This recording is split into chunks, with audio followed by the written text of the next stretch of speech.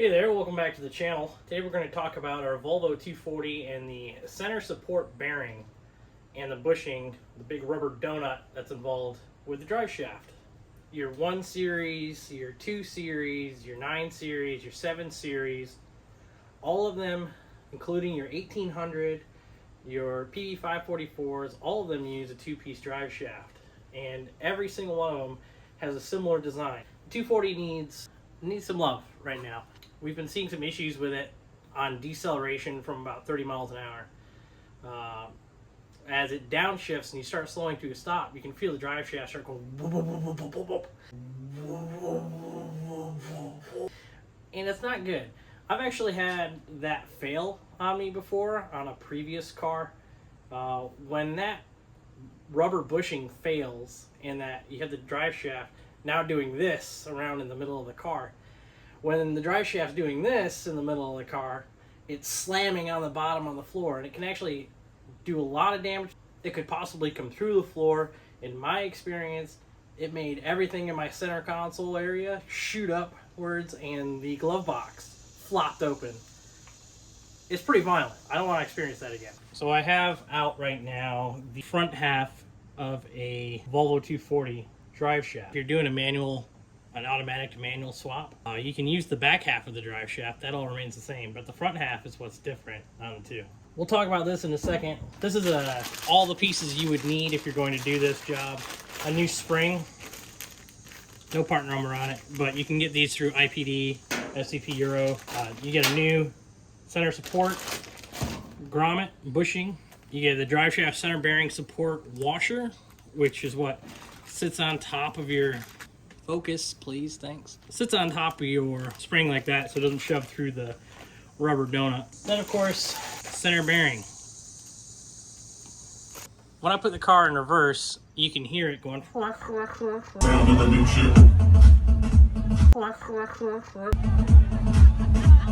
So you know it's bad. If you are trying to make some horsepower, this is an STS machining center support. STS machining sells them for about $65, $70. There's a big difference in squishiness.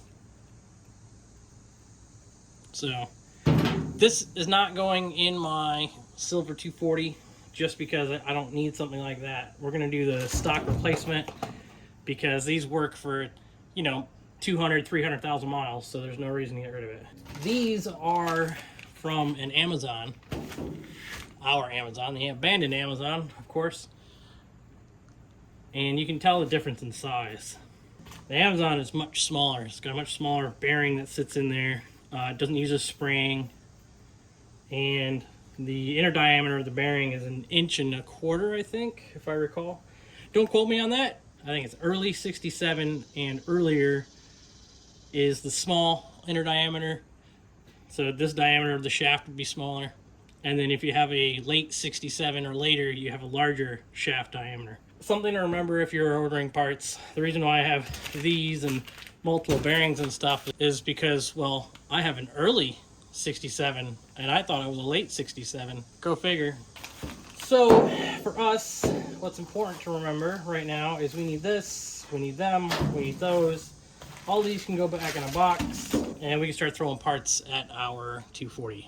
You might be asking why I don't just use this half of the drive shaft. Well, they are balanced, and I want to make sure the drive shaft that goes back in my car is the same two pieces that came off. That'll make more sense in a minute. This beautiful thing right here is not my old lady, but it is the 1993 Volvo 240 that is my daily driver. Thanks to Volkswagens, the ever reliable, unkillable 2-liter TDI Volkswagen Jetta Sport Wagon that is now killed its first motor and also killed its second motor. We drive this every day now because it's easy to fix and it's paid for. I guess 25 miles to the gallon. 160,000 miles. We've done a ton of stuff to this car. It's been on the channel many, many times. So let's get to putting it in the air, taking things out of it, and fixing it because I have other stuff I need to do today. Because we're going to the neighbors to have some tacos tonight for dinner. To be honest, I haven't yet seen this thing on the ground with the sport springs, so I'm curious to see what it looks like. This morning I actually finished putting the entire suspension together. Because of the center bearing, we're not finishing the rear. So we'll just have a sneak peek in here, and then, well, if you see this video before this video, then you already know what the outcome is. But if not, stay tuned, because we'll see what the entire car looks like on 30mm drop spring. Of course, we need jack stands to do what I need to do in the driveway, and all 4 of mine are under this thing, so we'll let her down, steal the front 2 jack stands.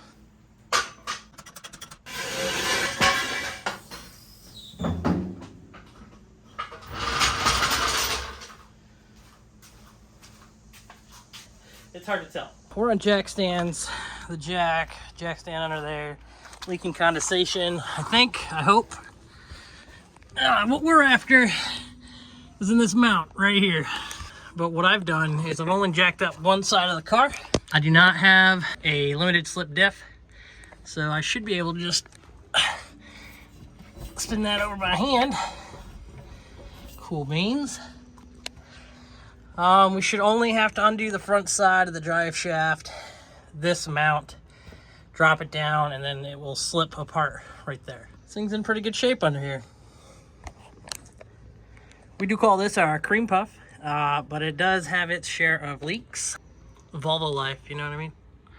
I've just made an interesting observation. Somebody made a repair to this fuel line at some point. There's a little section in there. It's got a little brass fitting. I don't think that's a factory thing. I thought that fuel line was continuous across the whole length of the car. I could be wrong though. Comment down below what you think. Get a light on for you. That puppy's starting to come loose. Time to take her apart. Those are out, thankfully. You'll need a 15 and a 17 to get those out. Open end wrenches, it's very hard to get a socket in on there. If you can, I want to know about it, because I sure as hell can't do it. We'll take a second now to put a little dab of paint here, a little dab of paint down here, just to make sure everything stays in line as it normally sits. On the ground, slip yoke is right there. I'm gonna set that there so it's not sitting on the ground. And she's free. This grommet pulls right off the end of the drive shaft here. I just cleaned it up a little bit. It's in good shape, not gonna mess around with it. Your spring should come right out. There we go. Washer is still in there, that should pop out. Oops, there we go. Give me a second, I'm gonna separate this. It's pretty easy, just pull on it a little bit, pops off. But can't do it one-handed. And we've exposed our bearing. Oh. Doesn't turn very easily, but you know, it is what it is. This stuff, the washer, the spring, mine are in really good shape. I would not hesitate to reuse those. Since this car is in very nice condition, I'm just going to use all the brand new stuff. The rubber here, definitely still malleable a little bit, but taking it apart, I can see cracks in the rubber and whatnot. Hard to see on camera. I'm not going to reuse any of this. I will keep those aside for if I need it for an emergency for another car, but all that new stuff's going to go on the car. Another easy peasy, just real quick, I'm going to do this kind of job turned into major pain in the butt. Okay, contact. Is that even the right size? Grab a 19. Can I get a 15? Oh, bigger than a 15. 16 it is. Assisted by my beautiful assistant, who is assisting me today. The beautiful niece Monique. Oh, good. I went, what happened? I'm not even sure what happened there.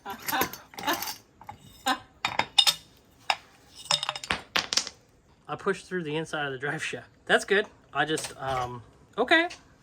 Okay. Next, please. Once again, for the first time, the second time today, or third time, I'm not sure, I don't really remember. Through some creativity, we've got ourselves a washer with a bolt through it to act as our pressure point. And we'll see if we can't get this thing to come on up a little bit. You ready, honey? Yep. Things are about to get wild.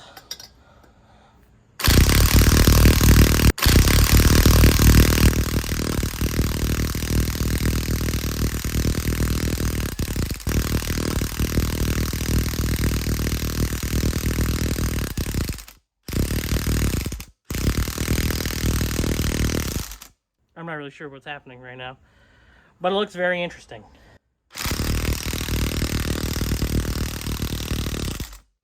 I'm gonna stop because I don't like what's happening. Once again, first time's a charm, right?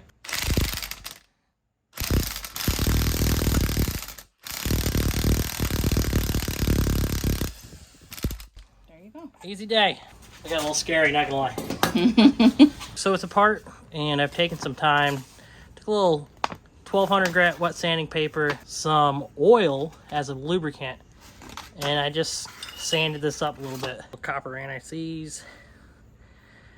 Get her on there just to prevent anything getting seized up. Let's tell everybody what she did. Hold it, take it. I found stuff around What'd you find? the garage so you can hammer this together. What'd we do? We did this. Where's the other thing?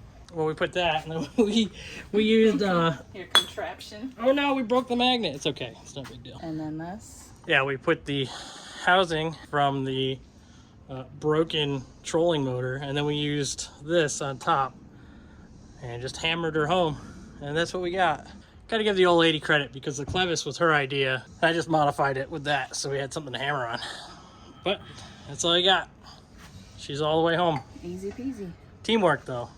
Many hands makes light work, right? Yeah. Now that we're all hammered home, it's looking good. Hopefully we're not too far on there. I think we're all right though. Squeeze our new rubber in place carefully, right? I don't know if you can see that, but squeezing the thing over the thing. It's exciting. Here's our freshly rebuilt drive shaft. Oh my God. Tripod's stuck on the car. Let's put it in the car. It is back in place on mark. You can even see our white mark there. Continues down the drive shaft. Somewhat close to being exactly where it was before. I should probably get on here and pressure wash everything. What do you think? These bushings are not looking great. I do have new ones, so that'll happen soon enough. So we got more work. I think that's gonna be it for today with our center support bearing for the drive shaft. Thanks for stopping by. Thanks for leaving a comment, likes. Let me know you're still here, I guess, because I don't know. How about you get in your garage, you fix something, huh? Have a good night.